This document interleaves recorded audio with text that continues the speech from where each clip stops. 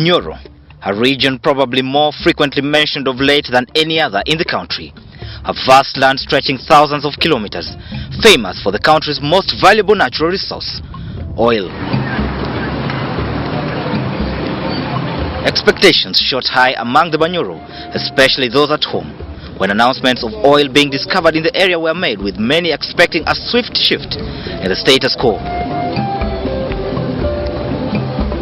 However, on the ground, there's not much to talk of, as many insist it is too early to start evaluating the impact of oil, an industry that is just starting. The oil companies, they are adding small on our local service tax, and maybe we are waiting for production. It's still a budding industry, really. You can't talk of impact before even the oil is out of the ground. They are doing exploration, they've sunk the oil wells and sealed them. It's too early to talk of an impact. All the district has gained from the industry is purely based on generosity. The window frames at the district headquarters and a few inputs in the health sector, the people still wake up to the same old routine that defines the access to health facilities in the region. For the education sector, it is the same old story. Tales of old buildings with cracks on the walls, messed up floors, and children converging in buildings condemned and unfit for human occupation still define the nature of life here. Bare necessities like desks and accommodation for teachers remain just that, a dream yet to come true.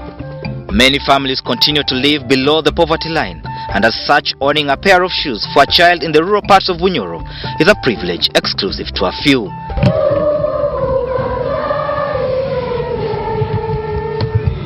The opportunities to study oil-related disciplines appear to have evaded this region, with only a handful getting the opportunity in an area that has attracted allegations of segregation and nepotism.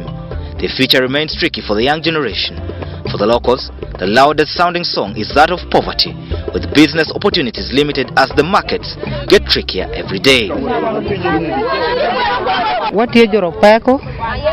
What is your Jomo kende tie mawegi peke majoro nyodo migite katago moko nyongo wan wajuru shiane ndie megwa kuwegwa upe matuno wabetago kodo eni yeke kage konje ba kawalabu wawodo waka walwara bafa shell silingili fabeke lifario dakabish. Grass-thatched buildings continue to define the rural areas, with the traditional mode of building their asset that helps guarantee a roof over their heads and that of their families. The lucky few in the urban areas have access to permanent structures. The land question has become tricky lately, with the scramble gaining pace every day as big shots within the political establishment rush to secure their own share in the region. Locals continue to lose their homelands to land sharks, and the oil scenario has also been quoted as the reason for secessionist attempts among the Bagungu, though the architects dismiss allegations that they are puppets of a divide and rule agenda aimed at breaking the unity of Bunyoro Kingdom. We just want to preserve this culture. We just also want to exist as a Bagungu. People should know that they have a Bagungu and they have a culture of Bagungu, not Bunyoro. Let's get down to the serious issues. Why do the Bagungu have no land?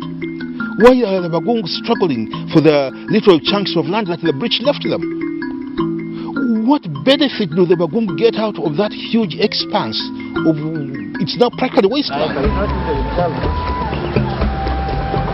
The means of livelihood for the people remain largely unaltered: fishing, farming, and rearing of livestock.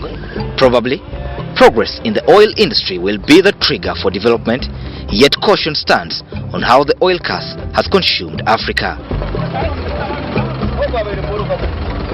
Sabit Joseph, Double Television.